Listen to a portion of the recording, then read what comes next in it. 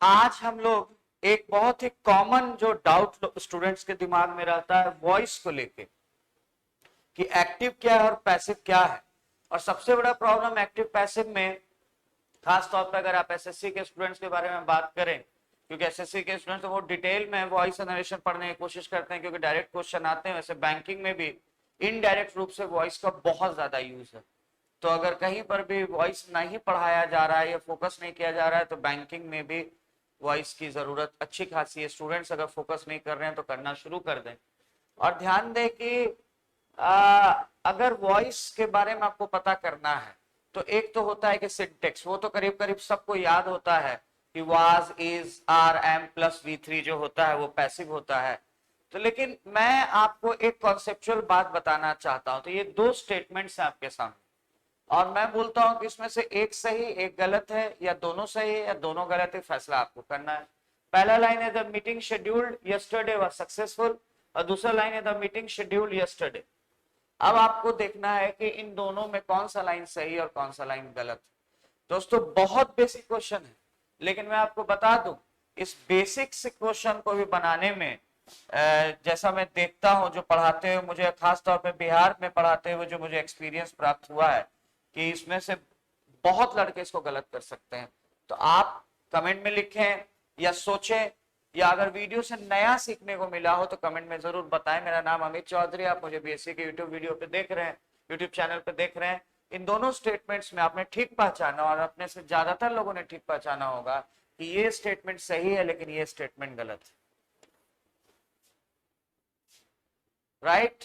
अब ये कैसे है इसको समझो, और सबसे पहले इसको करेक्ट कैसे किया जाएगा तो यहां पर वाज लगाना पड़ेगा। अब समझ लो कि इसका मतलब क्या है। देखो हमेशा याद रखो कि अगर शॉर्टकट में तुम ट्रांसलेट करना चाहो एक्टिव और पैसिव को तो एक्टिव में शुरुआत में ने आता है। जैसे अगर तुम बोलोगे राम किल्ड रावण तो शुरुआत में तुम ने लगाओगे, बोलोगे राम ने रावण को मारा। अब दोस्त ये जो तुम लिख रहे हो इसको ऐसे भी लिख सकते हो राम रावण को मारे, तो ने हटा भी सकते हो, कुछ नहीं रहेगा शुरू में, राम रावण को मारे या राम ने रावण को मारा। ये जो ने लग रहा है ना, इस ने को ध्यान देना, ये इसको एक्टिव बना रहा है। और जब तुम पैसिव लिखना चाहोगे तो कैसे लिखोगे?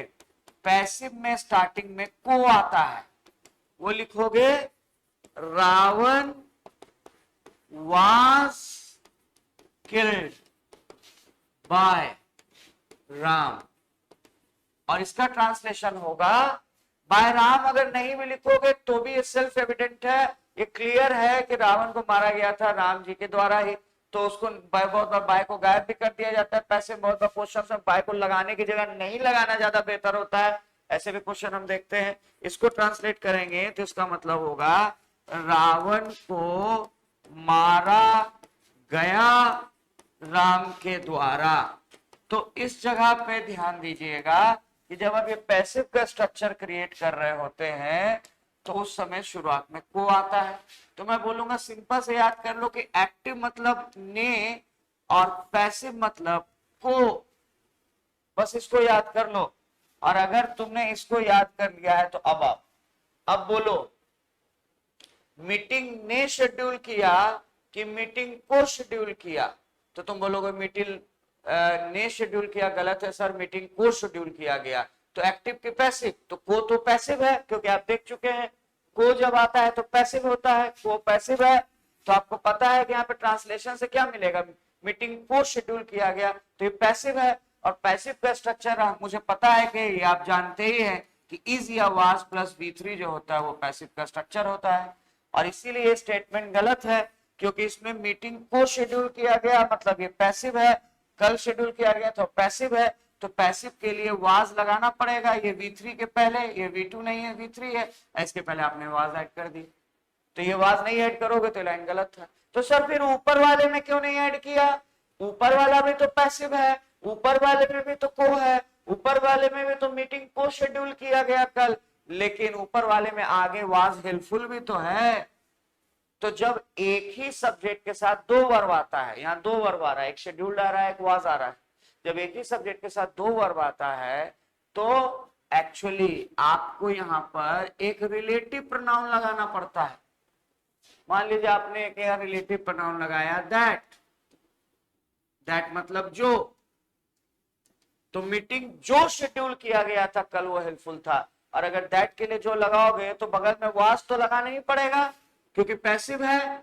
और जब भी याद रखो एक रूल कि दैट वाज जब साथ में आ जाए, दैट वाज जब साथ में आ जाए तो इन दोनों को हटाया जा सकता है, इन दोनों को ओमिट किया जा सकता है, इनको लगाना ऑप्शनल है।